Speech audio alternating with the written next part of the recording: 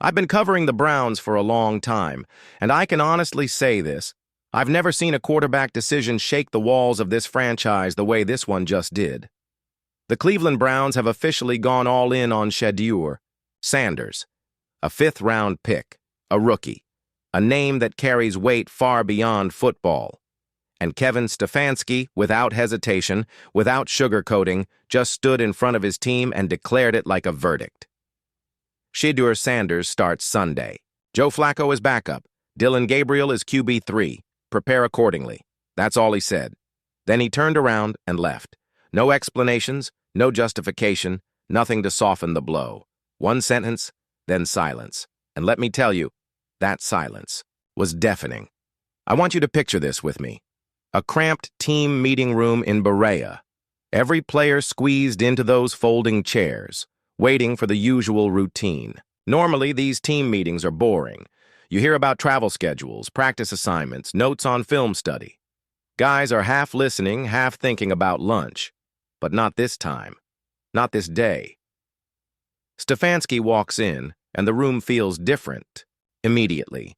You can sense the weight in his voice before he even speaks, and then he drops it. Sanders starts. Flacco backs up. Gabriel falls to third. Period. End of sentence. In that moment, the air left the room. Some veterans nodded.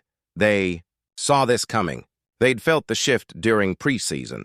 They'd seen Sanders make plays that just didn't look coachable.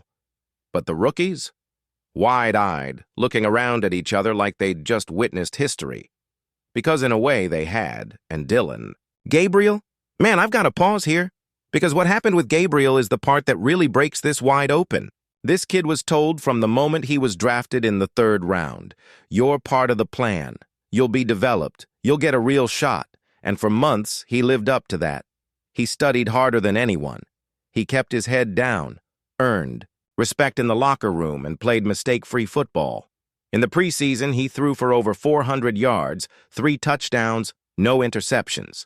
That's the kind of stat line that, for most teams, would put you in the mix to start. But in Cleveland? In Cleveland, it got him erased in one sentence. Insiders say when Stefanski announced the decision, Gabriel just sat there. Still. Frozen. Face blank. And when the meeting ended, he didn't say a word, didn't shake a hand, didn't look at a coach. He just stood up, walked out of the building, straight to the parking garage, and drove away. Hours later, his agent was already calling the front office, opening the door for trade discussions, and that right there tells you everything about how seismic this move is. This isn't just about naming a starter. This is about ripping open the culture of the locker room, about authority, about the risk of betting it all on fireworks instead of stability. Because let's be real, Shedeur wasn't supposed to be here yet. A fifth-rounder doesn't usually leapfrog a third-rounder, let alone a Super Bowl MVP like Joe Flacco. But Shedeur Sanders forced the issue. The preseason wasn't just good for him, it was electric. 76% completions, nearly 400 yards, 4 touchdowns, another one on the ground. But more than the numbers, it was the way he played. Plays breaking down? No problem. He'd roll out, buy time, turn chaos into brilliance. Third and long? He wasn't checking it down. He was firing a laser downfield, making throws that had the stadium gasping. You could feel it. Teammates fed off that energy. Receivers loved it. The defense admitted privately that practicing against him was harder because he was unpredictable. Meanwhile, Gabriel was steady, safe, accurate on the short stuff. He checked every box, but he never made jaws drop. And in today's NFL, boxes don't win games. Electricity does, and that's what the Browns chose. Now, I know what some of you are thinking. Here we go again. The Browns, once again, caught in the middle of another quarterback controversy. And you're not wrong, because this decision isn't happening in a vacuum. It's happening in the shadow of decades of quarterback misery. Think back. Tim Couch, Brady Quinn, Colt McCoy, Brandon Weeden, Johnny Manziel, Deshaun Kaiser, Baker Mayfield. I don't even need to finish the list. We all know that infamous Jersey with 30-plus names taped to it, year after year, failure after failure. The Browns have turned quarterback mismanagement into an art form. And now, even with one of the strongest rosters they've had in decades, Myles Garrett anchoring a championship-caliber defense, Nick Chubb, if healthy, running behind a top-tier offensive line, playmakers at receiver, the story once again is quarterback chaos. But here's the twist. This chaos feels different, because Shedeur isn't just a quarterback, he's a brand, he's a storyline. He's the son of Deion Sanders, a Hall of Fame legend who has been watching closely. And when Shedeur's name was announced, the national media pounced. Suddenly, Cleveland practice was swarmed by cameras. Debate shows lit up with hot takes. Social media exploded. Even late-night comedians had their jokes locked and loaded. A routine depth chart decision instantly became a cultural circus. And that's the danger, right? Dysfunction doesn't stay in the quarterback room. It echoes through the whole organization.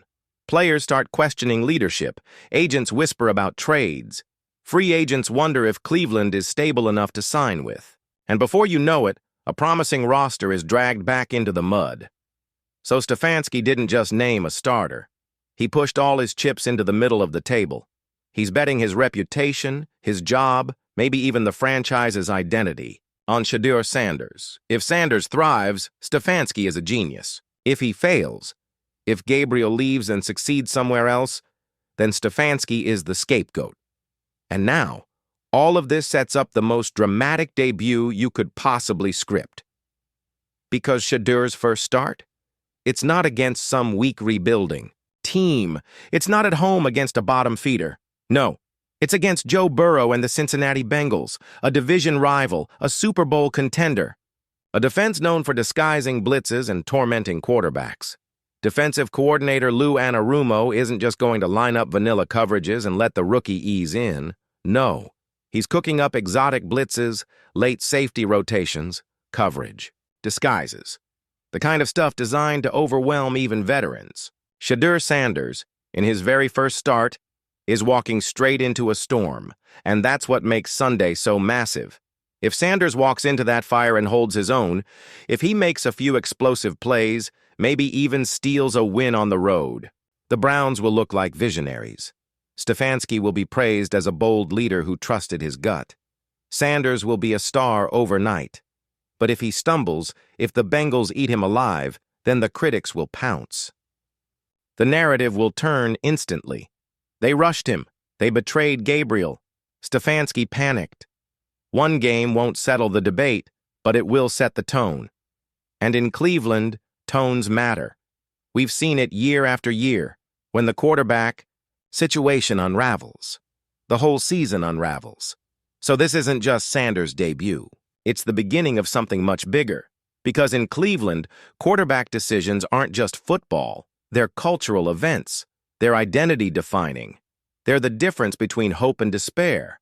And right now, the Browns are standing on a knife's edge. If Sanders is the real deal, this could finally be the moment the Browns break free from decades of dysfunction. If not, it's another wasted season, another fractured locker room, and maybe the end of Stefanski's. Now, I know some of you are already shaking your head. Some of you are thinking, man, Flacco, come on, that guy's done. But that's exactly the point. That's why he's got the most to prove. Because nobody, and I mean nobody outside of Cleveland is giving him a shot. National media has buried him. The Vegas odds makers have buried him. Even some of our own fans have buried him. And yet, this man just refuses to die. Let me paint the picture.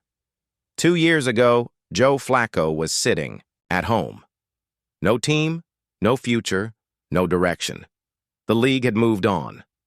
And when you think about it, that's how brutal the NFL is. One moment you're hoisting the Lombardi Trophy, Super Bowl MVP, immortalized in football history, and the next moment, you're yesterday's news.